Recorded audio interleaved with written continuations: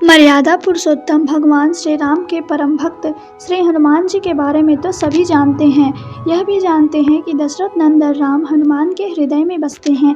लेकिन क्या आपको यह पता है कि एक बार पवन सुत हनुमान श्री राम जी से लड़ने पहुंच गए थे।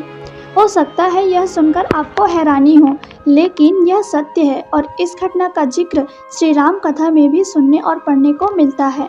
लेकिन इससे भी ज़्यादा हैरान करने वाली बात यह है कि पवन सुत जब श्री राम से लड़ने के लिए तैयार हुए तो उन्होंने सौगंध भी मर्यादा पुरुषोत्तम की ही ली थी। आइए जानते हैं कि ऐसा क्या हुआ था कि श्री राम के परम भक्त पवन सुत को उनसे युद्ध करना पड़ा। कथा मिलती है कि एक बार सुमेरु पर्वत पर सभी संतों की सभा का आयोजन हुआ। कैवर्त देश के राजा सुकंत भी उसी सभा में सभी संतों का आशीर्वाद लेने जा रहे थे। रास्ते में उन्हें देवर्षि नारद मिले। राजा सुकंत ने उन्हें प्रणाम किया। इस पर श्री नारद जी ने उन्हें आशीर्वाद देकर यात्रा का प्रयोजन पूछा। राजा सुकंत ने उन्हें संत सभा के आयोजन की बात बताई। इस पर नारद मुनि ने कहा, अच्छा है, संतों की सभा में जरूर जाना चाहिए। ऐसा कहकर सुकंत को जाने का आदेश दिया। सुकंत जैसे ही सभा में जाने के लिए प्रस्थान करने लगे, तैसे ही नारद जी ने उन्हें आवाज दी। इसके बाद कहा कि जिस सभा में जा रहे हो उसमें सभी को प्रणाम करना, लेकिन ऋषि विश्वामित्र का अभिवादन बिल्कुल भी मत करना। इस पर सुकंत ने पूछा कि यह तो उचित नहीं है। तब श्री नारद जी ने कहा कि तुम भी राजा हो, वह भी पहले राजा ही थे, अब संत हो गए हैं, मत करना प्रणाम। राजा सुकंत ने किया भी ठीक वैसा ही। सभा के समाप्त होते ही विश्वामित्र जी श्री राम से मिलने पहुँचे। वहाँ पहुंचकर उन्होंने बताया कि उनका अपमान हुआ है। वह उसे भूल भी जाते, लेकिन यह तो संत परंपरा का अपमान है। राम जी ने पूछा, गुरुजी क्या हुआ? तब विश्वामित्र जी ने कहा कि मेरा अपमान हुआ है। राम जी ने पूछा, किसने किया है? तब विश्वामित्र जी ने पूछा कि जानकर करोगे भी क्या? इस पर श्री राम जी ने कहा कि गुरुजी, आपके चरणों की सौगंध लेकर प्रतिज्ञा करता हूँ, जो सिर आपके चरणों में नहीं झुका है उसे काट दिया जाएगा। कल सुबह मैं उसका वध करूँगा। श्री राम की इस सौगंध का जैसे ही राजा सुकंत को पता चला, वह नारद मुनि को ढूंढने लगे। काफ़ी देर तक वह परेशान रहे, लेकिन नारद मुनि उन्हें मिल ही नहीं रहे थे। व्याकुल होकर जब वह रोने लगे, तब नारद जी प्रकट हुए।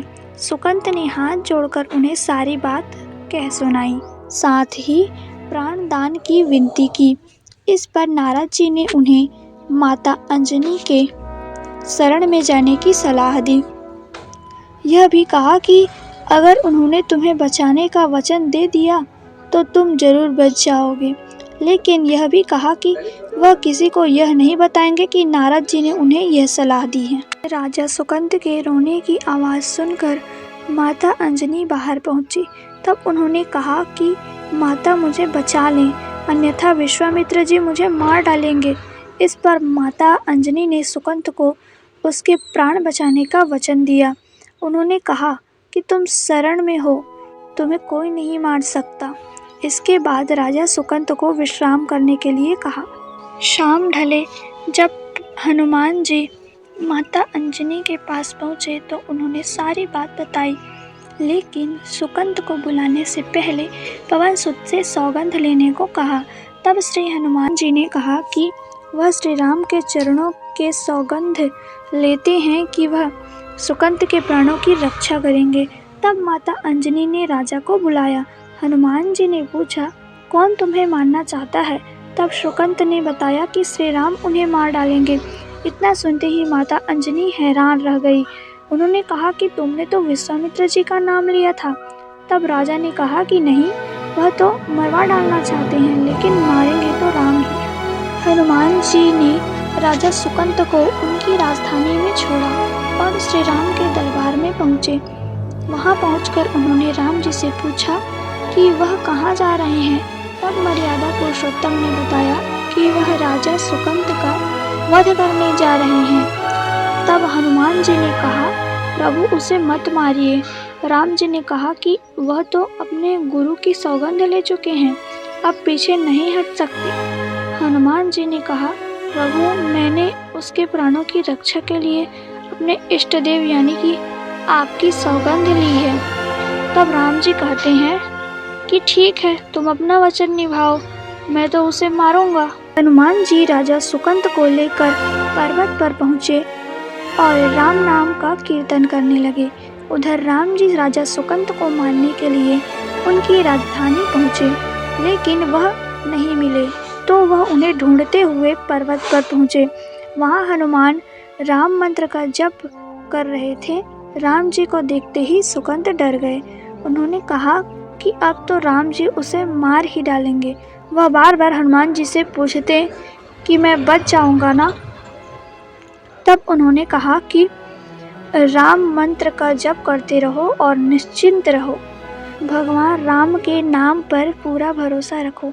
लेकिन वह काफ़ी डरे हुए थे, तो हनुमान जी ने सुकंत को राम नाम मंत्र के घेरे में बिठा दिया।